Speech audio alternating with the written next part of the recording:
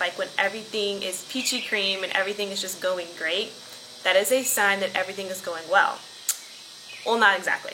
What's poppin', people? Welcome back to my channel. In today's video, we're going to be talking about how to know if you are on the right path in life. But before we get into this video, I'm going to remind you guys, hit that like button, hit that subscribe button, leave a comment down below when you share this video with a friend, and right now, we're going to get started. So oftentimes, people think that when everything is going well in their life, like their plan is planning out how they anticipate it happening, they take that as a sign that they're on the right path. Like when everything is peachy cream and everything is just going great, that is a sign that everything is going well.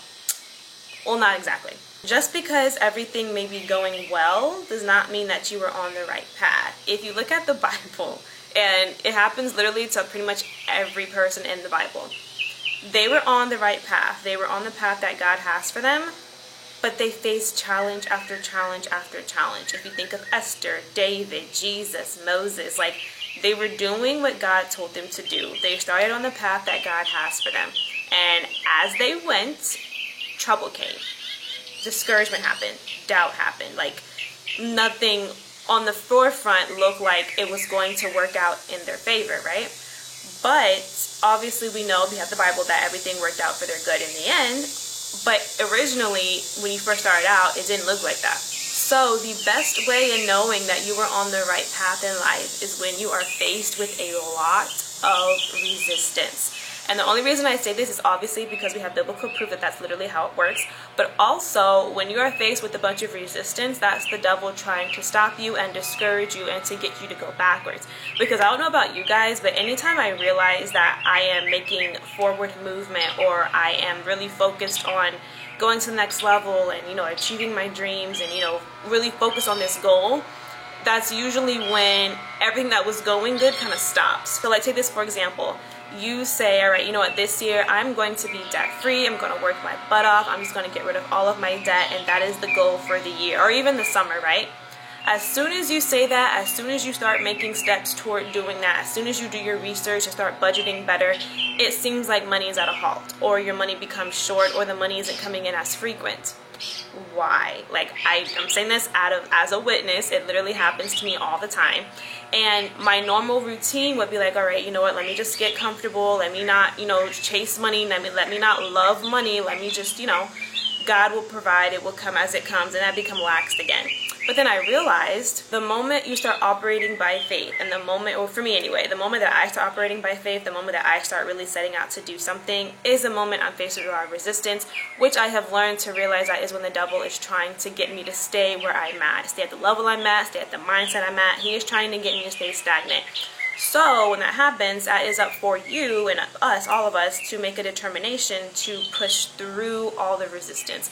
Because obviously we see through Moses, Jesus, Esther, pretty much everyone in the Bible, every good person in the Bible anyway, once you push past the resistance, you are going to reap the benefits, and they're going to be better than what you ever imagined. You just have to push through. So the best way in knowing that you're on the right path is when you're faced with a lot of resistance in the beginning.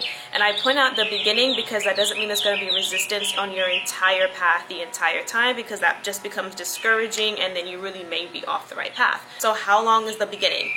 I honestly feel like the beginning is as long as you want it to be. So I feel like the more you kind of change your mind and train your mind to not think negative, not look at what's in front of you, you start operating by faith, that beginning resistance will go away a lot faster, because you are showing the Lord that you are consistent, you mean what you say, and that you're not about to let the devil or anyone else punk you or make you doubt or make you question him, because you're operating in faith.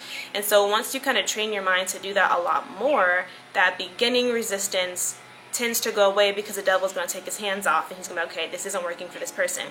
Now, this is not to say to be fearful of speaking things out loud or trying to go for something because you want the devil to come for you. He's going to come for you regardless, so you might as well just suit up and put on the armor of God and just go for it, because he's going to come for you regardless of what you do. Even if you stay stagnant, he's still going to come for you, because he's going to try to put things in your mind to make you doubt and be comfortable and just make you stay where you're at, or even go less than. So don't be fearful. It's just a matter of you being aware and pray against it and keep going. And the second way of knowing is that there's going to be a shift in the people that you surround yourself with. There's going to be a shift in friendships, probably your job, probably the conversations you have, your mindset, everything is going to shift because you are no longer thinking the same. So if you think about it, when you're going to the next level, like the next grade level, you are more than likely going to have new teachers, you're going to have new students, you're going to have new peers, and you know, everything's going to be a little bit harder, and there has to be a mind shift. You're going to have to train your mind to get out of like the 5th grade level and go into the 6th grade level. So there's going to be a shift in your mind, but again, going back to point 1, you have to constantly persist and get past that beginning stage of resistance, because you all know when you get to a new grade, it's new, you don't know what to expect, you don't know if you can handle it because it's not something it's a level they've never been on before, and you kind of have to retrain your mind and retrain the way you study, the way you think about things, the way you communicate. Everything is going to change. So once you notice that shift, and now those people that you used to hang out with, you don't really hang out with anymore, or you don't even want to hang out with anymore, and you're wanting to find new friends who are like-minded, that is a good sign that you're on the right path, because you are changing, and God is all about change. He's not about being stagnant. Let's say you don't want to change in your career, or you like where you're at with your family and all that. That's fine, but there is going to be some mental change. There's going to be spiritual change. It may not always be physical, but there's going to be some internal change, because that's literally what life is all about. You have to change, you have to grow in order to get to where you want to get to. Whether that be physical, mental, spiritual, whatever, change has to occur. So in knowing that, you have to obviously do things different. So once you know you're on the right path, and you kind of know, okay, you know that there's resistance, all right, you know that change is going to come. Now what? You have to ready yourself and kind of get yourself prepared for your habits to change. The things that you would normally react to, you have to find different ways to react to them. The things that you would normally do on your downtime, you got to find different things to do. You have to change. Like, you have to put in that work to basically get to where you want to get to. So let's take money for example again. Let's say, okay, I want to be debt free. You could say you want to be debt free and you want to get a job that pays better and you're going to budget better. That's great. But on your downtime, on your free time, you need to be doing more research. You need to be managing your money. You need to see, can I put extra here? Can I put extra there? How can I make extra? I need a side hustle. Like, I'm not saying to wear yourself out, but you kind of have to use all your resources in order to reach that goal. And I'm talking about money, but we could talk about literally anything. Let's say you want to be an actress or you want to be a doctor. The time that you would spend watching Netflix, use that to read up and study and listen to podcasts so you can better be prepared once you get there, or once you move on to the next level. Or going back to money, the normal money that you would spend on food and going out and just having fun, take that money aside, decide to meal prep, and, you know, save all the coins that you can, because you have an end goal in mind. So your habits have to change, which I guess would tie into number 2, but this is more so like on your part. The second part was really more spiritual and what God is going to do, and that's letting you know that this is going to happen. But this part is more so saying you have to let it happen, and you have to be willing to do the work in order to get that change that you want to see and to be where you want to be in life. All right, so we covered you're going to have a lot of resistance in the beginning. That's one sure sign that you're on the right path. There's going to be change in your inner circle, the change in your conversations, who you want to hang out with, you know, change in your mindset prayerfully. And then number 3 is you have to make up in your mind that you are going to accept the change. Like, I don't know if you guys like me, but once I notice I'm not doing something like I normally do, I'm not watching the shows I normally watch, flesh me kind of wants to revert back, because it's just like, oh wait, I did like the show, why did I stop doing this, or why did I stop doing that, or I just need a woo-saw moment, you know? You have to let yourself change. You have to let that change kind of happen and just be accepting of it, and you have to encourage it and nurture it and just kind of continue to let it manifest, because it's all for the better. As long as you're not doing anything negative, like if you're not, you know, becoming more damaging to yourself or to other people, you're not being mean, you're not being rude, all that, those changes are bad. But if you're changing for the better, just let it happen and embrace it. That's the word I'm looking for, embrace it.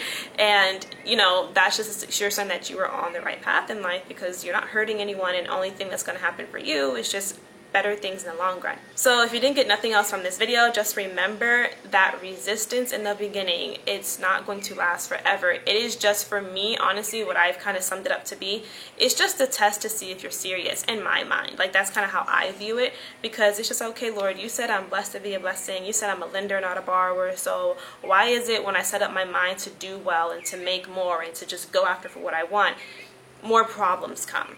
And the revelation that I got is basically you know, it's a test. Are you serious about this? Are you just making lip service? Are you really going to put in the work, or are you just going to, you know, back down as soon as one negative thing happens and now your whole mindset changes and you're going to revert back? Like, are you serious? Are what you're saying, is that a heart change, or is that, again, just a lip service? He wants to see that you have the faith, you have the persistence, you have the drive, that you have the commitment to go after what it is that you know is for you.